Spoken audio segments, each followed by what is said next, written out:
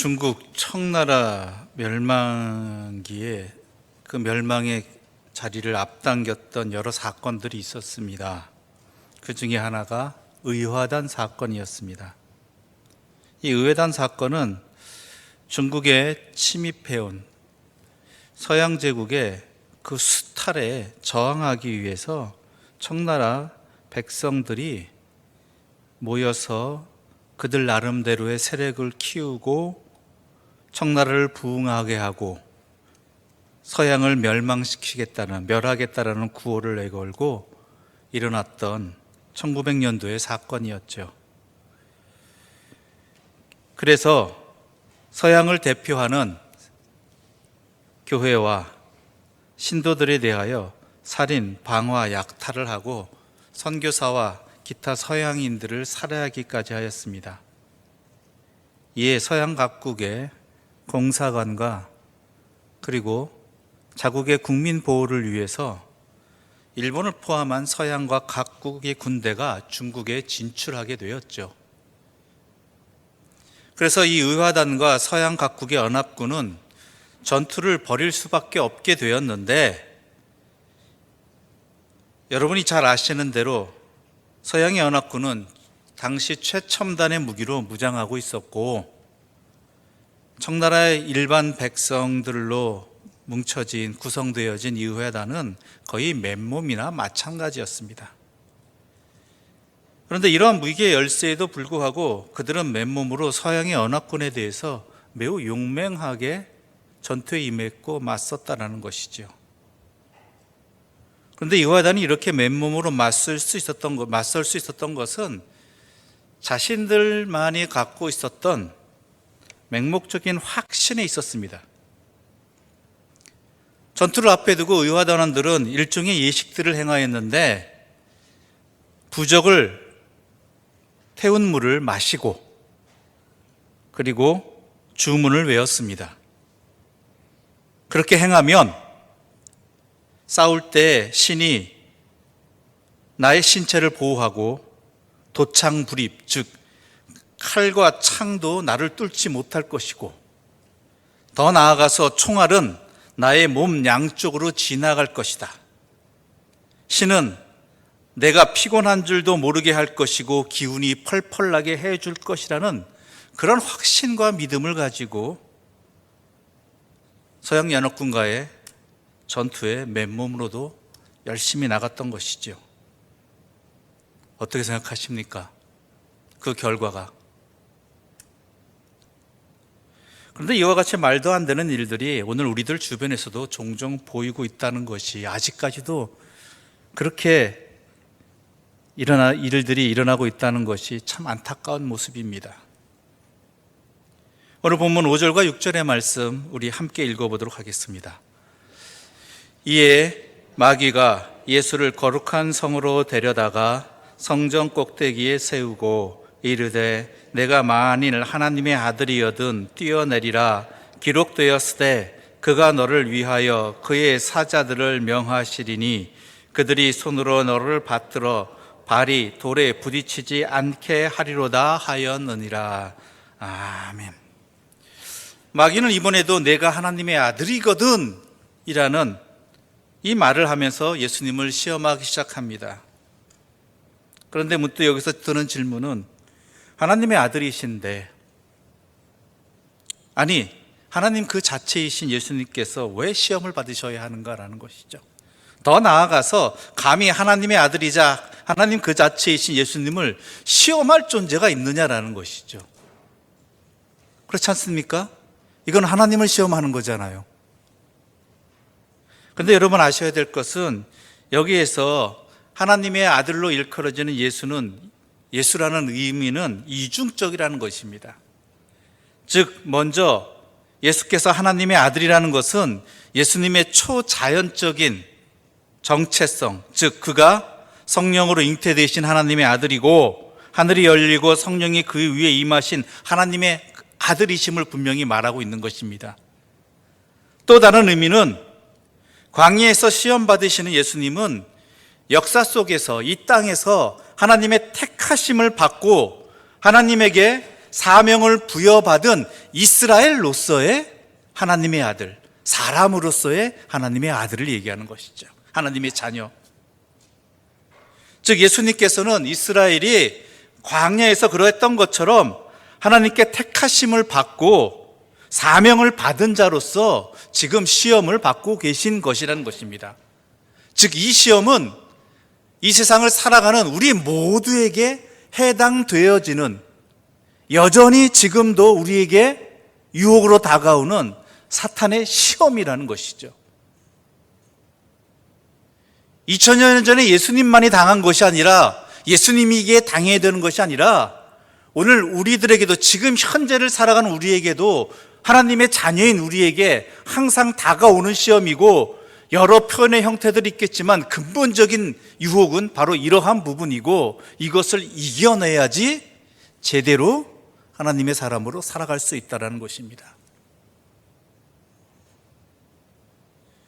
지난주에 우리는 첫 번째 시험의 내용을 함께 살펴보았습니다.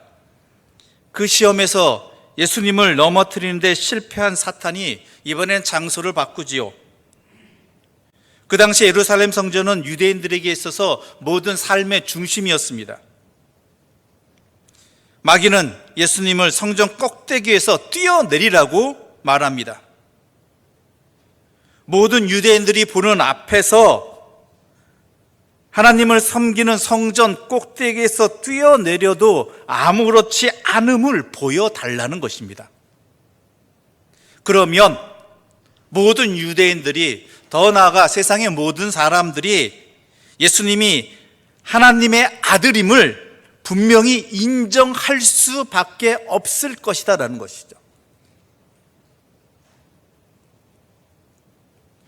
기적과 초인적인 능력으로 평범한 사람이 아니라는 것을, 하나님의 아들임을 보여주라는 것입니다.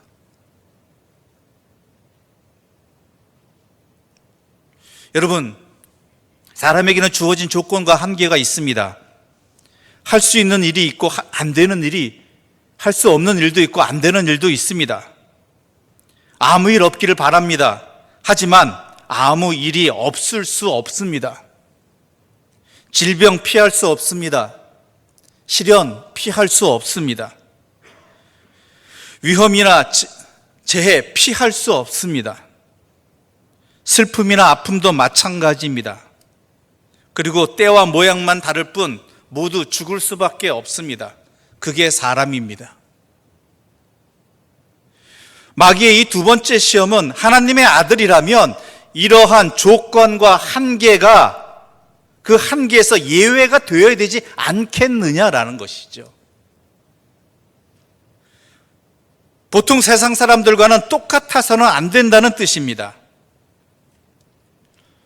남들처럼 어렵고, 남들처럼 아프고, 남들처럼 넘어지고, 남들처럼 시련 겪고, 남들처럼 안 되는 일은 안 되는 일이라면 어떻게 하나님의 아들일 수 있고, 어떻게 사람들의 기대를 채워줄 수 있겠느냐라는 것이죠.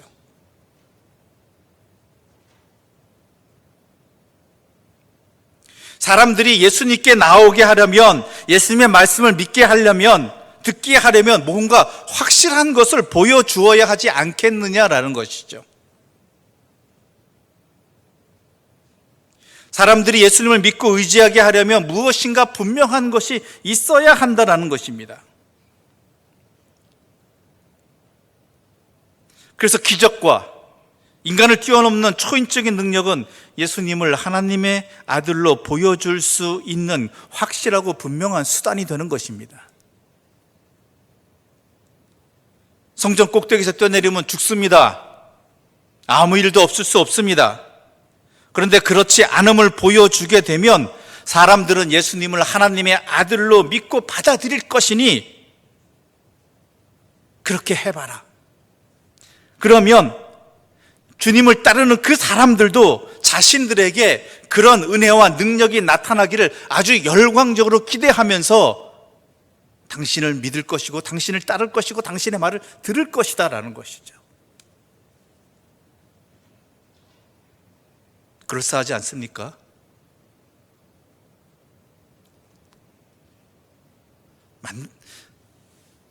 맞는 얘기 아니에요? 우리가 그 누군가를 따른다는 것, 그 누군가를 닮아가길 원한다는 것, 그 누군가를 의지한다는 것은 나보다 나은 그 무엇이 있기 때문 아닙니까?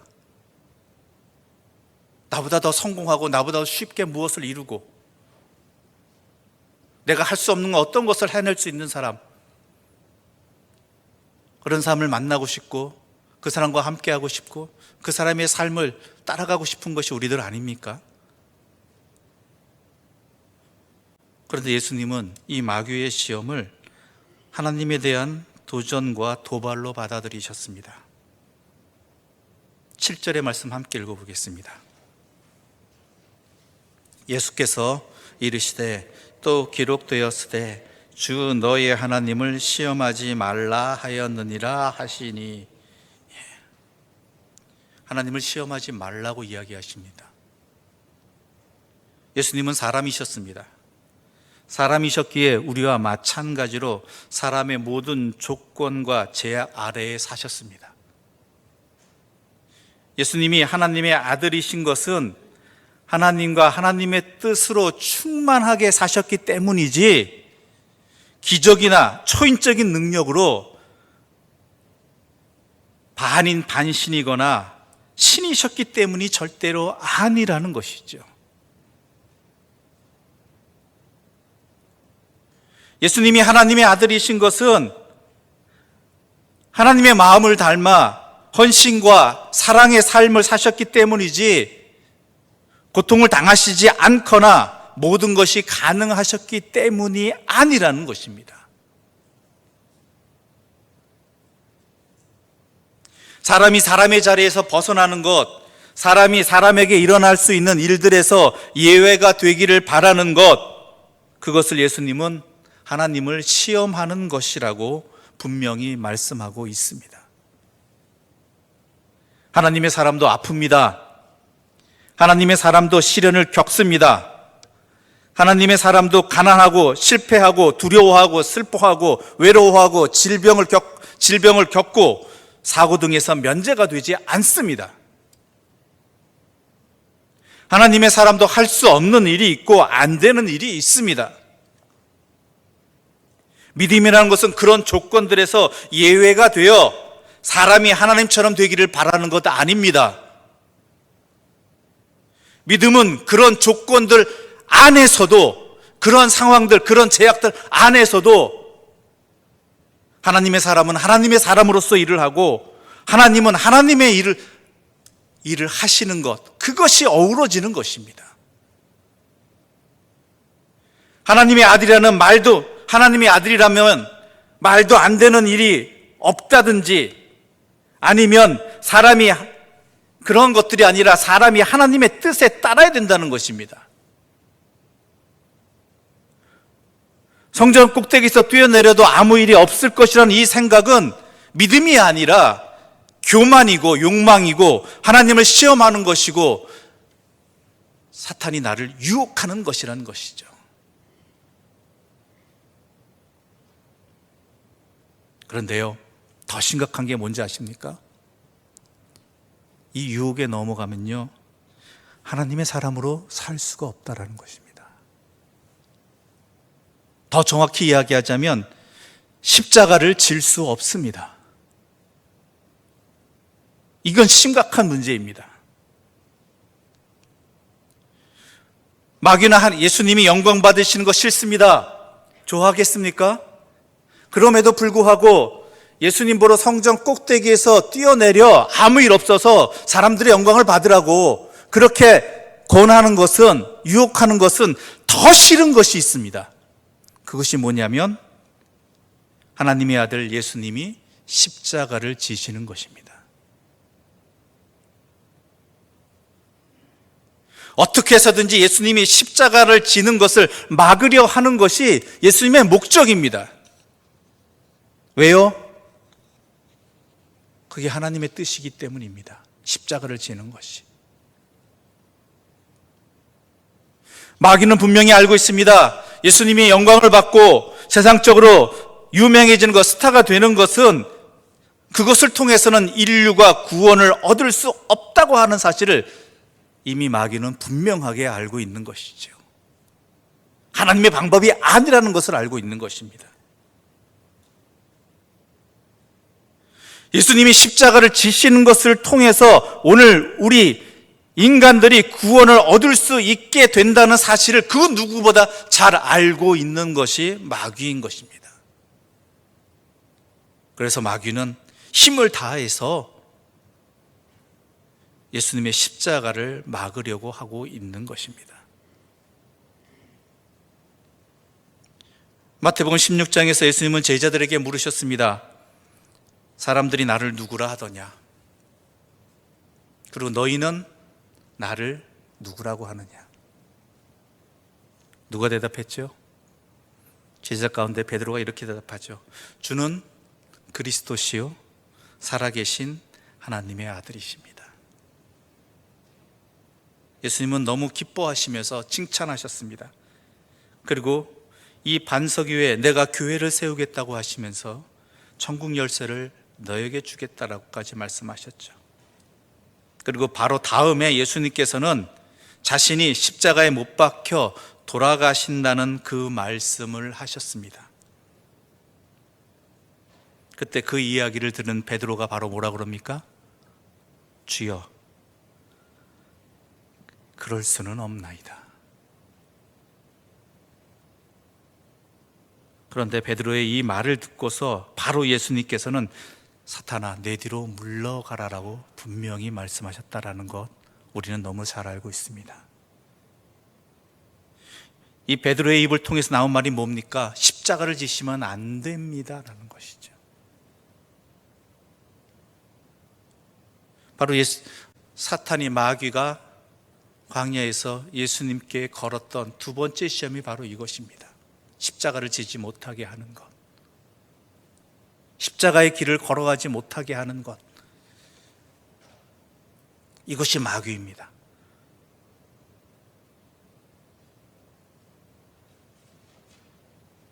십자가 대신 헛된 영광에 눈이 어두워지면 그때부터 넘어가는 것입니다. 하나님의 말씀에 따라 살아갈 수가 없습니다. 하나님께서 주신 소명 감당할 수 없습니다. 근데 문제는 이 마귀가 준 유혹의 방법은 우리들에게 너무나 익숙하고 우리들에게 너무 매혹적이라는 것이죠. 보기도 좋고 먹음직도 하고 너무나 달콤하다라는 것이죠.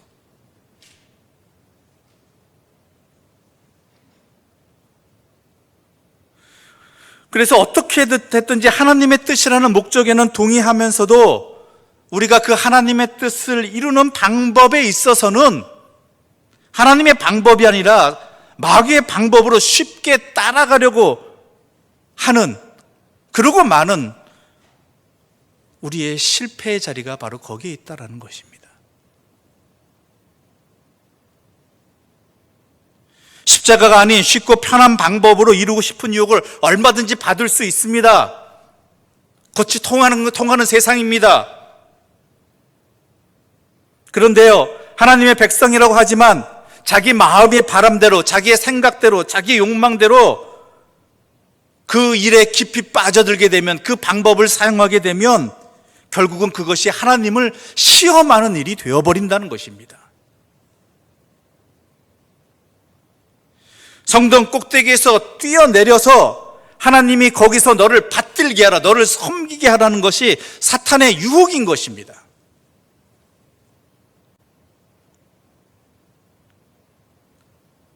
하나님이 우리의 종이 아니라 우리가 하나님의 종입니다. 우리가 하나님을 부리는 것이 아닙니다.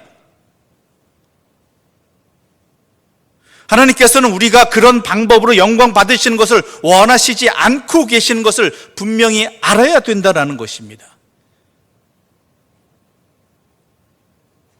내가 하나님을 섬겨야 마땅한 터에 하나님이 온갖 물질적인 것, 세상적인 것, 육신적인 것으로 나를 받들고 섬기도록 꾀하는 것, 이것이 사탄이 우리를 유혹하는 방법이라는 것이죠. 하나님의 사람으로 살아가지 못하게 하는, 십자가를 지지 못하게 하는 방법이라는 것입니다. 그렇지 않습니까? 그런 거 맛보면 십자가 지기 싫습니다. 자기 희생과 헌신, 머나먼 길이 되어버립니다.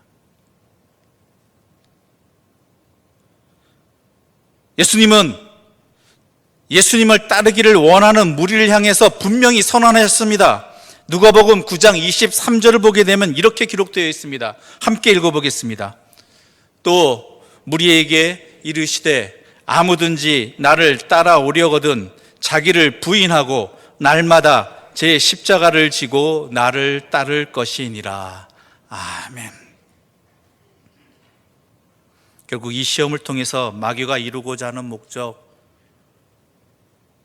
바로 그것은 하나님의 자녀로 하여금 십자가의 삶을 살지 못하게 하는 것입니다. 잘 돼서, 남보다 뛰어나서, 남보다 적은 것을 희생하고 노력하고 더 많은 것을 거두어서 성공해서 십자가의 삶을 살면 되지 않겠느냐?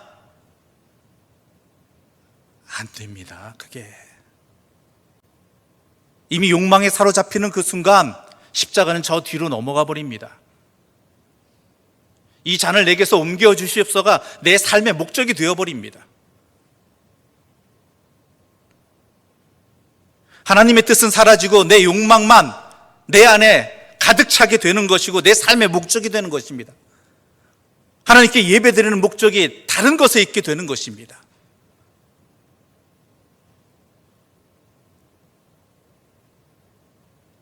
아무 일이 없어서 하나님의 아들이고 하나님의 사람인 것이 아닙니다. 무슨 일이 나에게 일어나도 하나님과 함께해서 하나님의 뜻을 찾고 하나님 뜻에 순종하여서 하나님의 아들이고 하나님의 사람인 것입니다. 무슨 상황에서도 하나님의 뜻에 순종하는 십자가의 길을 걸었기에 예수님은 하나님의 아들이신 거고, 오늘 우리 또한 그러해서 하나님의 사람이 되어야 하는 것이고, 그리고 그러한 우리들을 통해서 하나님은 구원의 역사를, 하나님의 사랑의 역사를 이 땅에 이루어가고 계시다라는 것입니다.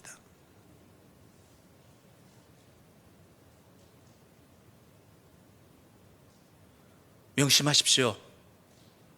주님께서 우리에게 걸으라고 하신 길은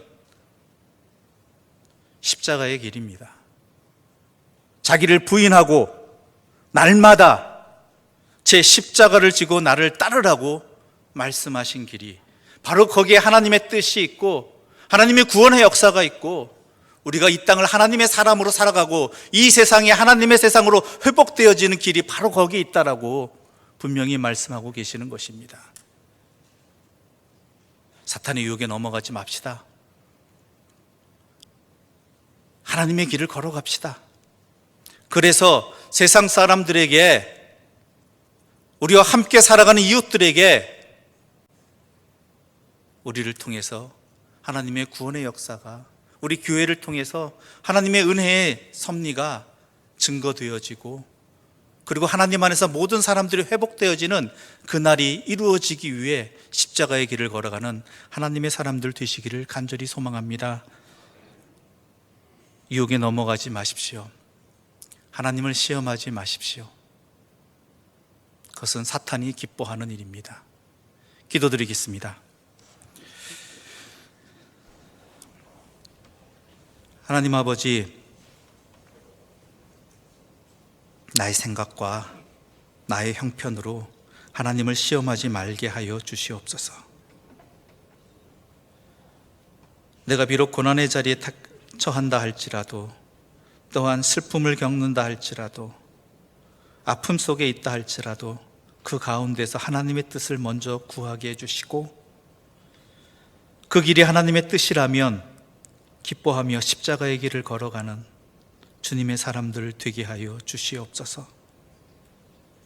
기쁘고 행복한 일 가운데에서도 먼저 하나님의 뜻을 구하여서 그 길이 하나님의 뜻이 아니라면 떠나게 해주시고, 하나님의 뜻이라면 십자가를 목표로 하여서 십자가의 길을 걸어가기 위해서 그것을 아낌없이 주님 앞에 내어놓는 우리의 삶을 드리는 하나님의 사람으로 살아가게 하여 주시옵소서.